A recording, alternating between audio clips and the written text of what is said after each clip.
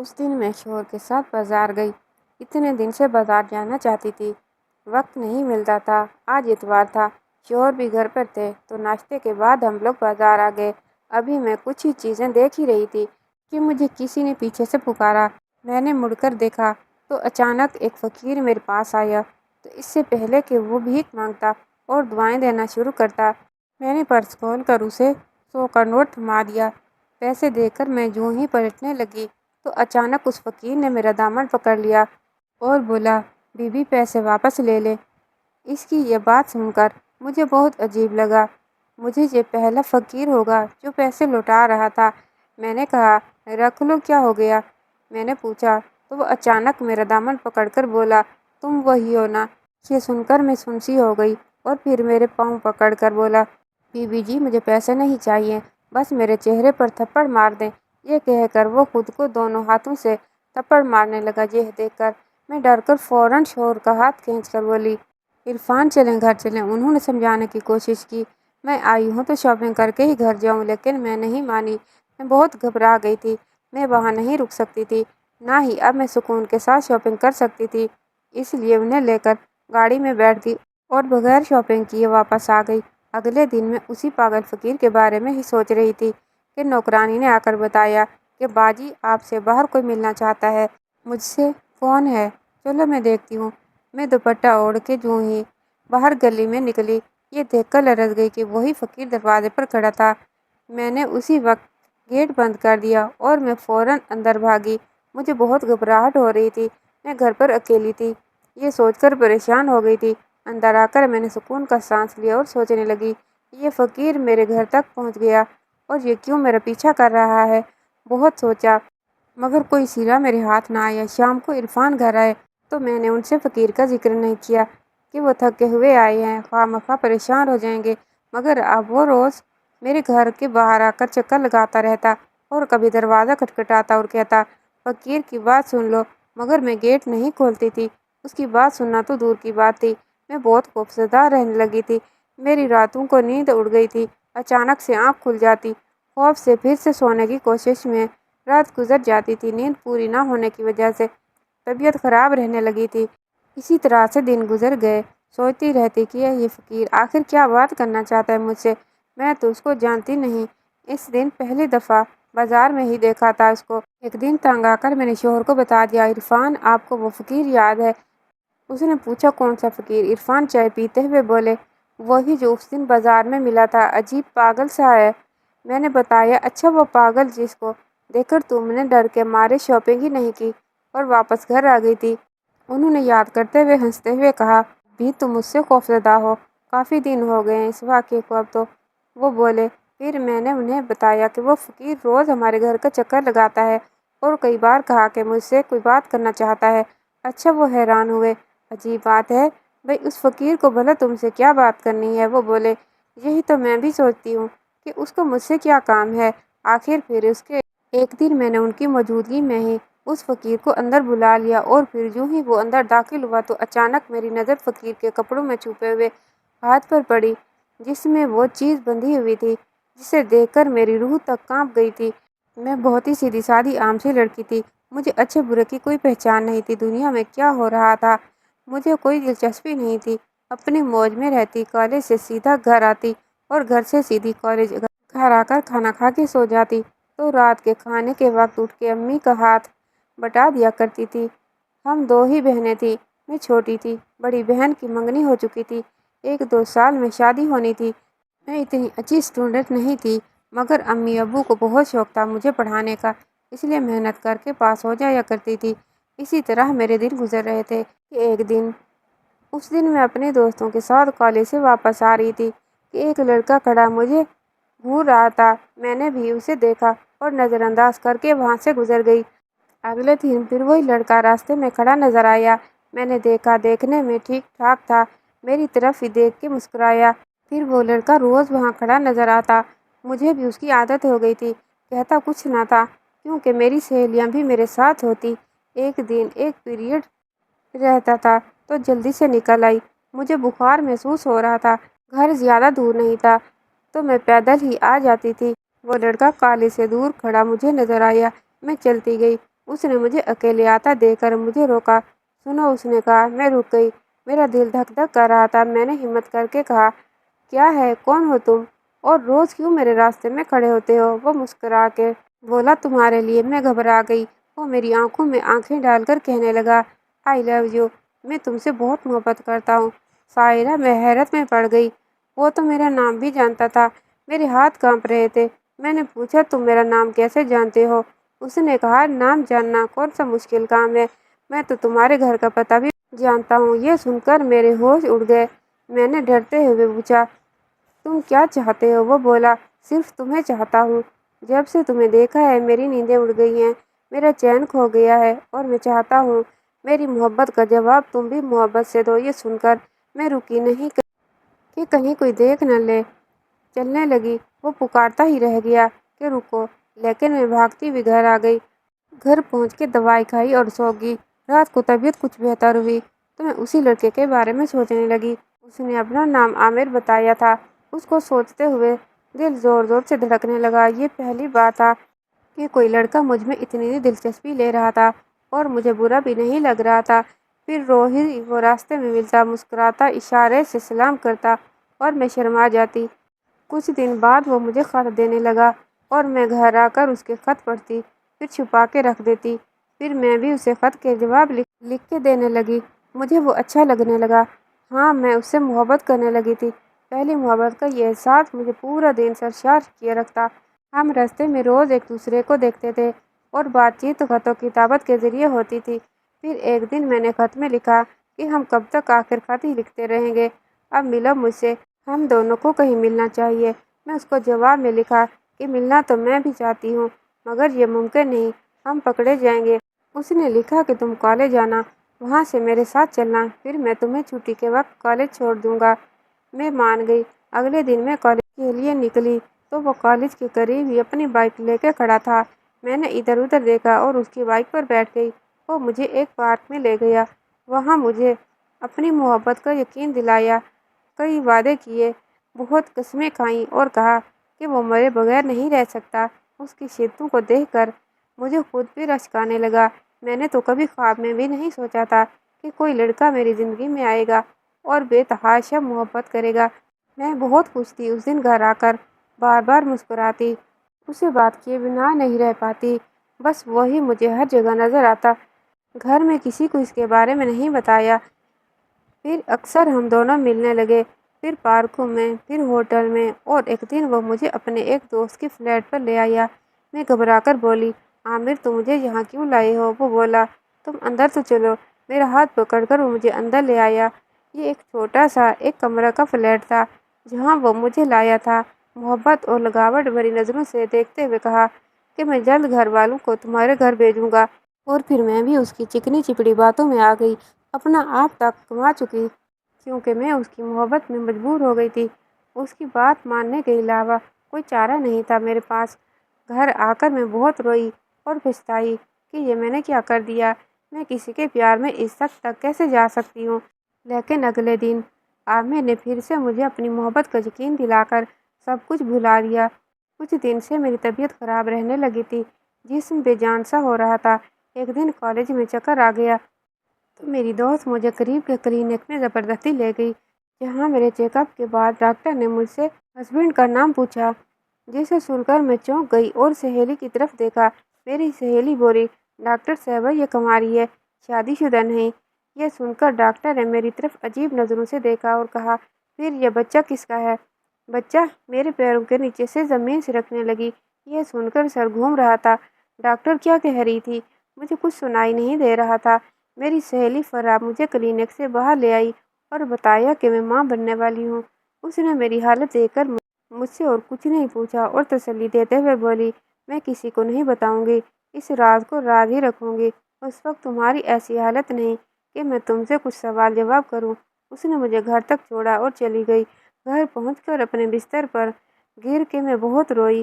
یہ کیا ہو گیا مجھ سے؟ اب میں کیا کروں؟ کیسے منہ دکھاؤں گی دنیا کو؟ اپنے گھر والوں سے کیا کہوں گی؟ تو اس وجہ سے میری طبیعت اتنے دن بہت خراب تھی۔ میرا سر پھٹ رہا تھا سوچ سوچ کر آگے کیا ہونے والا ہے۔ اگلے دن میں عامر سے ملی اور اس کو ساری بات بتائی۔ وہ بالکل پریشان نہیں ہوا، کہنے لگا گھبرانا نہیں، میں جلد اپنے گھر والوں کو بھیجوں گا، تم اپنے گھر میں بات کرو، اگر وہ نہیں مانیں گے تو ہم دونوں بھاگ کر شادی کر لیں گے۔ وہ پھر سے مجھے خواب دکھانے لگا۔ اس دن میں نے کالج میں فرح کو سب کچھ بتا دیا کہ کسی سے محبت کرتی ہوں۔ ہم چھپ چھپ کر ملنے لگے تھے اور یہ بچہ اسی کا ہے۔ اب بتاؤ میں کیا کروں؟ وہ کہنے لگی مجھے کچھ سمجھ میں نہیں آ رہا، بس تم اس لڑکے کو کہو جلد از جلد تمہیں بیاہ کر لے جائے، ورنہ بہت برا ہوگا۔ ابھی اس بچے کے بارے میں کوئی نہیں جانتا، اگر کچھ مہینے گزر گئے تو چھپانا مشکل ہو جائے گا۔ میں نے اسے بتایا کہ اس نے اپنے گھر والوں کو بھیجنے کا کہا ہے۔ آج میں گھر میں بتاؤں گی کہ میں کس کو پسند کرتی ہوں۔ گھر آ کر میں نے امی کو بتایا کہ امی میں کسی لڑکے کو پسند کرتی ہوں اور شادی کرنا چاہتی ہوں، وہ لوگ رشتے مانگنے آنا چاہتے ہیں۔ امی یہ سن کر بہت غصہ ہوئی کہ اب تم خود لڑکا پسند کرو گی، یہ تربیت کی ہے میں نے تمہاری، خبردار جو کوئی وہاں سے آیا منع کر دو انہیں، ابھی تمہیں آگے پڑھنا ہے، شادی کے چکر میں نہیں پڑنا، وقت آیا تو ہم دیکھ بھال کر اچھا رشتہ ڈھونڈ کے تمہاری شادی کر دیں گے۔ میں نے منہ کھولا تو بولی بس مجھے اور کچھ نہیں سننا۔ وہ کچھ سننے کے لیے تیار ہی نہیں تھی۔ اب میں کیا کرتی؟ دوسرے دن عامر کو بتایا تو وہ سوچتے ہوئے بولا اب بھاگنے کے سوا کوئی چارہ نہیں، تم امید سے نہ ہوتی تو انتظار کر لیتا، لیکن اب ایسی حالت میں کورٹ میں رجیع واحد حل ہے اس مسئلے کا۔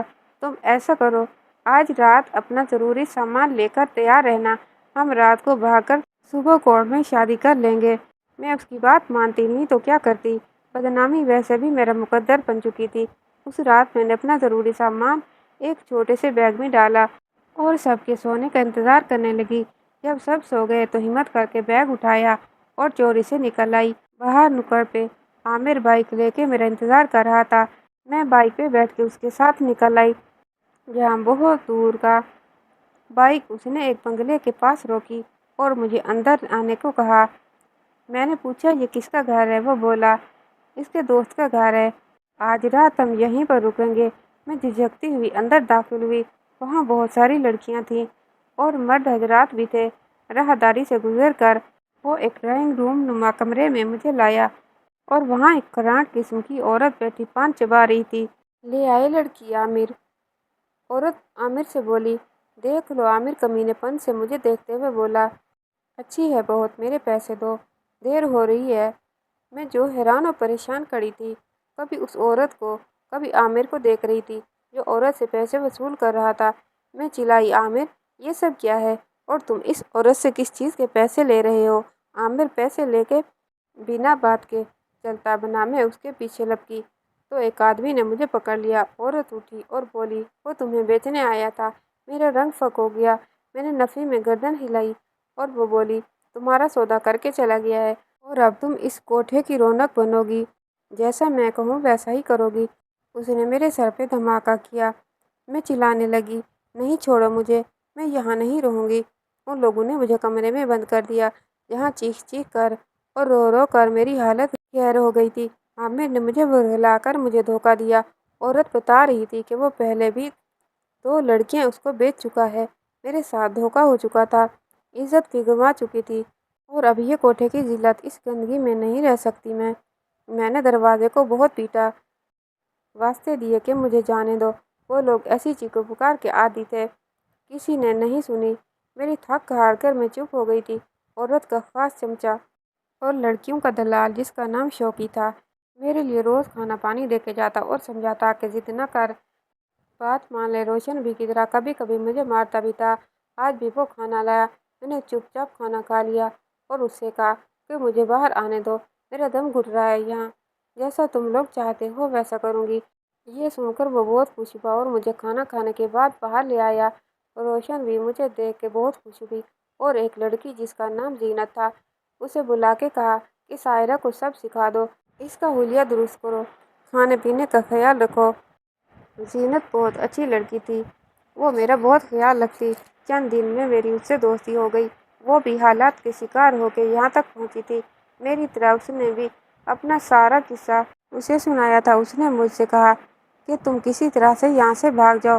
میں نے اس سے کہا یہ کیسے ممکن ہے؟ میری آنکھوں میں بہت چمک آ گئی۔ اس نے مجھ سے وعدہ کیا کہ وہ مجھے اپنی طرح اس کوٹھے میں بازاری عورت نہیں بننے دے گی، موقع دے کر مجھے نکال دے گی یہاں سے۔ اس کی باتیں سن کر مجھے تسلی ہوئی، مگر شوقی کے ہوتے ہوئے یہ کیسے ممکن تھا؟ وہ ہر لڑکی پر کڑی نظر رکھتا تھا، لیکن اس دن ایک لڑکی آئی تھی اور شوقی کی ساری توجہ اس کی طرف تھی۔ زینت نے چوری سے گیٹ کے تالے کی چابی بنوا لی تھی اور شوقی کے کمرے میں جا کے اس کے پانی میں نشیاور دوائی ملا دی تھی۔ دیکھ سائرہ، آج تجھے یہاں سے ہر حال میں نکلنا ہے، زینت بولی۔ لیکن میں جاؤں گی کہاں؟ میں گھبرا کے بولی۔ دنیا بہت بڑی ہے سائرہ، بس ہمت کرنی ہوگی، پناہ مل ہی جاتی ہے، اس جگہ سے تو اچھی جگہ پناہ مل ہی جائے گی تمہیں، زینت بولی۔ میں نے سر ہلا کر اس کی بات کی تائید کی۔ یہ وہ جگہ تھی جہاں پر رات میں دن ہوتا، صبح ہر کوئی تھک کے کچھ گھنٹوں کے لیے سو جاتا تھا، اس لیے رات کو نکلنا ناممکن تھا۔ اس لیے زینت نے صبح سویرے مجھے نکالنے کا پلان بنایا جب سب سو رہے تھے۔ میں نے اپنا سامان اٹھایا، دبے پاؤں زینت کے ساتھ گیٹ تک آئی۔ ادھر ادھر دیکھتے ہوئے زینت نے تالا کھولا اور مجھے لگا کہ وہاں سے باہر نکلنے کا کہا۔ میں تمہارا یہ احسان کبھی نہیں بھولوں گی زینت، اللہ تمہیں اس کا اجر دے گا، یہ کہہ کر میں وہاں سے نکلی۔ زینت نے پھر تالا لگا دیا۔ زینت نے کچھ پیسے بھی دیے، یہ کہہ کر کہ تمہارے کام آئیں گے۔ میں اب گھر نہیں جا سکتی تھی، رکشے پر بیٹھ کر اسے پتہ بتا کے اسی ڈاکٹر کے کلینک پہنچ گئی اور ڈاکٹر صاحبہ بھی پہنچ گئی۔ مجھے دیکھ کر انہوں نے پہچان لیا تھا۔ میں نے ان سے کہا کہ میں بچہ ضائع کروانے آئی ہوں۔ وہ میرا سارا قصہ سن کر بولی، یہ گناہ کا کام میں نہیں کروں گی، اور مجھے اپنے گھر لے گئی۔ بہت نفیس خاتون تھی، میرا بہت خیال رکھا اور میری شادی اپنے چھوٹے بھائی عرفان سے کر دی، سب کچھ جانتے ہوئے بھی، اور کہا کہ عرفان اسے اپنے ماضی کا کوئی ذکر مت کرنا، میں سب دیکھ لوں گی۔ میں بہت خوش تھی، عرفان کو کچھ نہیں بتایا، یہ تک نہیں بتایا کہ یہ بچہ اس کا نہیں، یہ بچہ 7ویں مہینے میں پیدا ہوا اس کے مطابق۔ وہ بہت اچھا انسان تھا، مجھ سے بہت محبت کرتا۔ بیٹا 1 سال کا ہو چکا تھا جب اس دن میں نے سوچا فقیر کو عرفان کے سامنے بلوا لوں، کیا بات کرنا چاہتا ہے آخر مجھ سے۔ میں نے گیٹ کھول کر اسے اندر آنے کو کہا اور اندر آیا تو میری نظر اس کے کپڑوں میں چھپے ہوئے ہاتھ پر پڑی، جس میں گھنگرو کی وہی پٹی بندھی تھی جو شوقی کے ہاتھ میں بندھی ہوتی تھی۔ میرا دل بند ہونے لگا تھا یہ جان کر کہ یہ کمینہ فقیر شوقی ہے۔ عرفان نے اس سے پوچھا، کیوں میرے گھر کے چکر لگاتے ہو اور کیا کہنا چاہتے ہو؟ وہ میری طرف دیکھتے ہوئے بولا، مجھے مدد چاہیے، مجھے پسینے آ رہے تھے۔ وہ میرے بارے میں عرفان کو بتانے والا تھا۔ کیسی مدد؟ عرفان نے پوچھا۔ میں اپنے ماتھے پر آیا پسینہ پوچھتی جا رہی تھی۔ وہ بولا، بہت غریب ہوں سرکار، مجھے کسی کام پہ رکھ لو۔ عرفان نے کچھ پیسے دے کر اسے چلتا کیا، یہ کہہ کر کہ کام ہوا تو رکھ لوں گا۔ اگلے دن عرفان کے جاتے ہی میں نے گیٹ کھول کر پوچھا، کیا چاہتے ہو؟ اس نے کہا کہ وہ کوٹھا چھوڑ چکا ہے، اسے پیسے چاہیے۔ میں نے اسے پیسے دیے اور ہر دفعہ وہ پھر آ جاتا، پیسے مانگنے، بہت بار دے چکی تھی، نہ دیتی تو وہ عرفان کو سب کچھ بتا دیتا۔ اسے کیسے چھٹکارا حاصل کروں؟ میرے ذہن میں اس کو مار ڈالنے کے علاوہ کچھ نہیں آ رہا تھا، لیکن میں یہ نہیں کر سکتی تھی۔ لیکن اب بلیک میلنگ میں نہیں آؤں گی، یہ سوچ لیا اور اس کو پیسے نہیں دیے۔ وہ دھمکیاں دیتا رہا، لیکن اب میں اس کے خوف سے نکل آئی تھی کہ کب تو اس خوف میں جیتی رہوں گی۔ اگلے دن وہ پھر آ گیا، مجھے بتایا کہ عرفان کو بتا چکا ہوں۔ تم کیا ہو؟ یہ سن کر مجھے کپاہٹ طاری ہو گئی۔ میں اپنا بدلہ لے چکا، اب کیا کرو گی تم؟ وہ یہ کہہ کر ہنسنے لگا۔ اسی وقت پولیس لے کے عرفان وہاں پہنچ گئے اور پولیس شوقی کو گرفتار کر کے چلی گئی۔ عرفان میرے ساتھ آئے، میں سر جھکا کے کرسی پر بیٹھ گئی۔ وہ میری طرف دیکھتے رہے، پھر بولے، سائرہ، میں یہ سب پہلے دن سے جانتا تھا۔ یہ سن کر میں نے سر اٹھایا۔ بولے، ہاں، میری بہن نے مجھے سب بتا دیا تھا اور مجھے تم اچھی لگی تھی، تم اچھی لڑکی تھی اور تمہارے ساتھ بہت غلط ہوا، لیکن میں تمہیں اس کی سزا کیوں دیتا؟ تم اس وقت نادان تھی، تمہیں پورا حق تھا کہ تم اپنی اچھی زندگی جیو۔ مجھے تمہاری ماضی میں کوئی دلچسپی نہیں ہے، تم میری اچھی شریک حیات ثابت ہوئی، مجھے تم سے بہت محبت ہے، بس اتنا یاد رکھنا اور ہمیشہ میرا ساتھ دینا۔ میں ان کی مقروض ہو چکی تھی، ان کے احسان، ان کی محبت میری کس نیکی کا صلہ تھا؟ مجھے یاد نہیں آ رہا تھا، جتنا شکر ادا کرتی اتنا کم تھا۔ میں نے سکون بھری سانس لے کر عرفان کی طرف دیکھا اور سوچا، اچھے اور عظیم لوگ آج بھی موجود ہیں دنیا میں، جیسے یہ بھائی بہن، مگر ایسے عظیم لوگ ہر کسی کو نہیں ملتے۔ مگر میری تو خوش نصیبی کہہ لیں کہ میں زمانے بھر کی ٹھوکریں کھانے سے بچ گئی۔ مگر میری ان تمام لڑکیوں سے گزارش ہے کہ جوانی میں کوئی ایسی غلطی نہ کریں جو آپ کے والدین کا سر شرم سے جھک جائے اور آپ خود بھی تمام عمر رسوا ہو کر رہ جائیں۔ کہانی کیسے لگی کمنٹ باکس میں رائے کا اظہار کیجیے گا اور ویڈیو کو لائک اور چینل کو سبسکرائب کیجیے گا۔ اللہ حافظ۔